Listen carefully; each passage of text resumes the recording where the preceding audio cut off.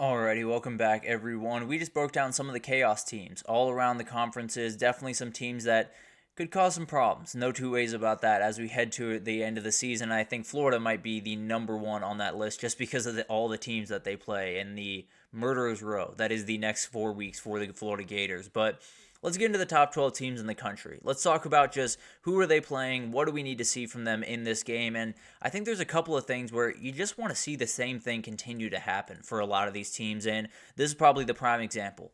Oregon has been able to handle business in a really, really efficient way the last couple of weeks. Get that huge win over Ohio State, go on the road, play a game that a lot of people were a little bit nervous about, I'm sure, and they were able to beat Purdue very, very comfortably on that Friday night.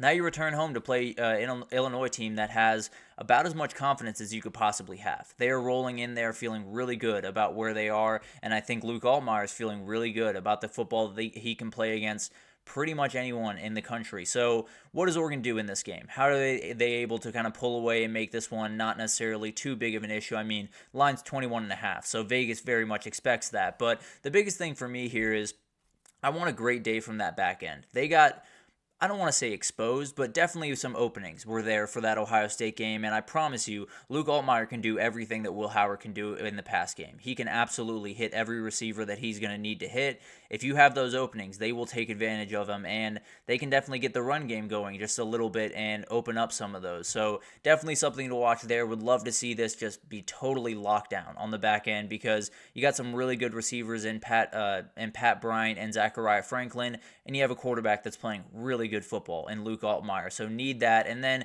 the other part to me is just you got that number one next to your name. For the first time this season, for the first time since 2012, you have that number one next to your name, and it does something to people. No two ways about that. I mean, there's a lot of teams throughout this season alone that have had that number one next to their name, and it's gone away pretty quickly because they've gotten a little bit complacent. So that's the biggest thing. You just want to see this team come out with intent, come out with intensity, and be ready to roll pretty much from the jump.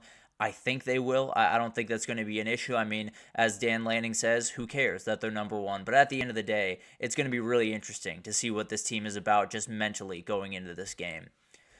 And then you got Penn State going up or playing Wisconsin. This is a very interesting one because it feels like they're walking into a trap. And I think everyone feels that way, so maybe they're not quite as much. But at the end of the day, I think Wisconsin's a team that has the ability to slow things down, play complete drive, steal one here or there, and then get one. And then get a big-time win at home. So definitely something to watch. I think the biggest thing that I want to see here is confidence in Drew Aller throwing downfield. He is someone that we know is capable of doing this. We also know he just hasn't had to do it in a couple of the games in the past. Did a great job in the back end of that USC game, but in a lot of ways, he's been able to kind of take his foot off the gas just a little bit in that respect.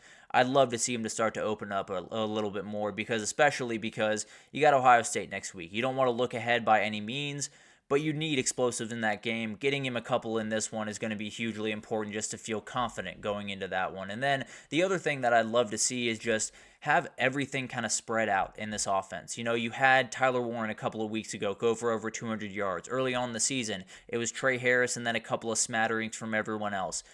I need to see a game where multiple guys get over 70 yards. You have Tyler Warren with 75. You have Trey Harris with 105. You have Julian Fleming with 55. Whatever that looks like. Just want to see a lot of these different guys get involved. Spread the ball out a little bit more often and don't allow these teams coming forward, especially Ohio State, to be able to key in on one guy like Tyler Warren because they can absolutely do that and take him out of that game. And then you got Ohio State, a very, very interesting one against Nebraska coming into town. And this is one that, hypothetically, they should be able to handle business. But it is a very, very interesting one with them coming off a bye. We'll see how much they're still licking their wounds from that Oregon game. Or are they able to refocus and get back to business? And the biggest thing here is just the confidence from Will Howard. He had a bad moment towards the end of that game against Oregon. And I have to assume he's been thinking about it quite a bit over the last couple of weeks. He's got to be able to put it behind him in this game. He's got to be able to go back out there, make a big-time play, and kind of get back into the groove because the best quarterbacks in the world, it's not about they don't make any mistakes. It's about when they make mistakes, they bounce back and make huge plays right afterwards. So huge game for Will Howard just to get that confidence back up, and he's got to be able to execute. No two ways about that. And then you do have the back-end defense. played terribly against Oregon. I mean, there's no other way to put it, really. They played absolutely terribly, and they cannot let these receivers get behind him because Isaiah Nair can make you pay. Jamal Banks can make you play. Jalen Lloyd can absolutely make you pay if you let them get behind you. So definitely something they're going to have to clean up, and I think it's a little bit more of scheme than the actual players, so definitely something to watch there. We'll see if Jim Knowles approaches this just a little bit differently on Saturday. And then we got the Texas game. We broke this one down earlier. You know what my pick is. I do have Texas rolling pretty comfortably. It's definitely going to be an interesting game, but I have Texas winning by 20 there. The biggest thing is obvious. It is Quinn Ewers. You have to have a really good game here. And I don't think he can even have a game where it's shaky. I don't think he can have a game where he walks out with 1 touchdown, 1 interception, 225 yards, whatever that is.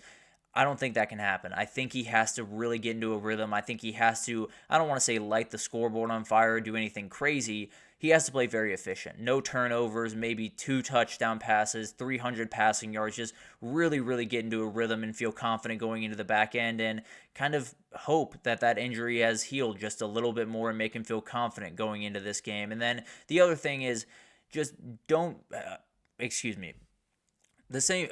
the other thing is the same thing Georgia had to deal with after Bama. Make sure that you come into this game with intent. Make sure that you come into this game with a little bit of energy, with a little bit of your hair on fire. Now, Georgia, it took them a little bit of time to get to that point in that Texas game, but at the end of the day, they are a team that very badly needs to bounce back in a huge way, and you got to see the energy from this team, and you got to make sure that they are not losing hope, that they're not quitting on plays, that they're not doing some of the things that kind of did Bama in this game earlier on in the season.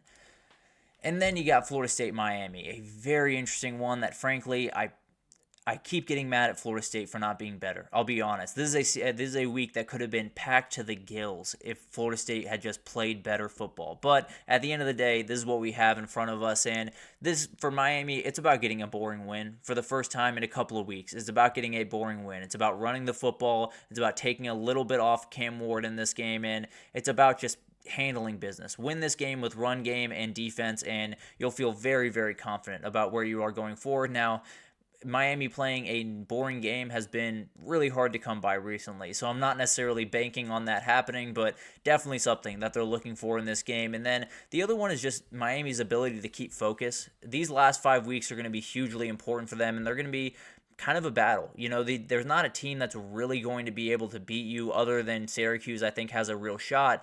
But they're going to be hunted every single week. They're going to get the best shot of every single team the rest of the way. They're going to have to be ready every single week. They take their foot off the gas pedal for a quarter against a team like Syracuse or a team like Georgia Tech later on in the year. They're going to be in trouble. And this is a game where you can kind of just set the tone that we are not taking our foot off the gas. We are going to be a team that goes undefeated, goes to the ACC title, and finds our way into the CFP. And then LSU goes on the road to play Texas A&M. A&M favored in this game by 2.5, and this is the one. In this weekend, there are so many incredible games, but this is the one that is going to be absolutely massive because these are the teams that are sitting atop the SEC right now. As crazy as that sounds, it's LSU and A&M. They are the only undefeated teams in conference play, and the biggest thing for me here is LSU's got to keep their foot to the gas on defense. They have to be in attack mode pretty much from start to finish. If you can push Connor Wegman out of the pocket, push him off his spot, he's not nearly as effective. So definitely get after him. Keep playing really aggressively. And then that back end is going to have to answer a lot of questions against guys like Noah Thomas and Jade Walker and a lot of really talented guys on that back, Cyrus Allen. So they're going to have to answer a lot of questions, but this LSU defense doesn't go if they're not aggressive at the line of scrimmage, if they're not aggressive in the pass rush. And then for me, it's about Nussmeier. He has had a interesting year. He's played really good football the last little bit, but has had some turnover troubles. And you give A&M those chances, they are going to take them and score points with them. No two ways about that. So Nussmeier has to be very efficient. He has to make the right play and continue to execute at a really high level because he's a very talented kid. He just has to be able to dial back some of those mistakes just a little bit. And then BYU UCF. I put this line in yesterday. It has flipped. UCF is favored by 1.5 in this game. So definitely something to watch there. But talking about this one, BYU is still undefeated. They're atop the Big 12. UCF has not won a game since September 14th. So why is UCF favored? I don't know. I promise that there will be an updated graphic tomorrow when we break this game down in a little bit more detail. But the big thing I want to see from BYU is don't win the turnover battle and still win this game. And I know that sounds kind of like a weird want from me, but at the end of the day, BYU's been able to win the turnover battle in every game but I believe last week against Oklahoma State, and we saw how close that one got. You got to be able to do that again. You got to be able to win a little bit more comfortably in this one while doing that, because at some point it's going to sneak up on you. So I'd love to see them lose the turnover battle 2-0 or 1-0 or 2-1, whatever it is, and be able to win this one by 14. It'll make me feel very confident in BYU going forward. I'm just a little bit nervous that that's going to catch up to them at some point. And then the other thing that I'd like to see is just really elite discipline and tackling. This UCF team is going to create problems for you on the ground, and if you overcommit one way, Ja'Cory Brown's going to be behind you for 80 yards. So you have to be very careful, have to be very disciplined, and if you're not, UCF's going to take advantage. And then finally, Notre Dame Navy. It's a great game. We will break it down in full tomorrow, I promise you that. But this is a game that is really, I just cannot wait for it. It's so interesting. If Navy wins it, everything is in front of them. They can make a CFP run. If Notre Dame loses it, they are officially out of the CFP race. If Notre Dame wins it, they're in a really, really good spot moving forward, although they got Army later on in the year. But at the end of the day, for me, I think it's just all about Riley Leonard. He's played good football. There's no two ways about that. He played good against Arkansas. He's made enough plays, and he's done just enough. I think he's going to need more if they're going to want to win those big games. They want to be in the playoff. They want to be competing in the playoff. And if they're going to do that, Riley Leonard has to be able to make more plays with his arm. He has to be able to make more plays overall. So he did enough against Georgia Tech. If you rewatch that game, it was not necessarily an inspiring performance from Notre Dame by any means, but they got the job done, and they got it done relatively comfortably. So I'm not necessarily going to talk down on them for that. It doesn't change that Riley Leonard needs to be a little bit more for this team. And then the other thing I need is just guys not overreacting. Kind of like what we talked about with that UCF game, UCF BYU game. You cannot overcommit in this offense. There are so many things to keep track of in that triple option offense, especially one that is a little bit more dynamic, a little bit more that sling T type offense that a lot of people are running at that ranks right now. You're going to have to be very careful. You overcommit one way, there's going to be a touchdown the other way. Or you undercommit one way, it's going to go right by you for a touchdown. So you have to be very careful against this Navy team and really all the triple option teams in the country. If you overcommit, you are going to get taken advantage of. It was something that a lot of these teams in the past did incredibly well. It was the reason, actually, that Georgia Tech won 2 ACC titles using that method. So something to watch there. Cannot wait for a lot of these matchups, and we'll break down a lot of those in much more depth tomorrow, especially that big-time one in College Station. But let's take our last break here, and when we come back, we got to talk about some Wednesday questions. As we head into this week, what's the under-the-radar game of the week? Who needs to make a statement? What's the Group of 5 game of the week? And a million different other questions that I want to break down right after this, so stick with us.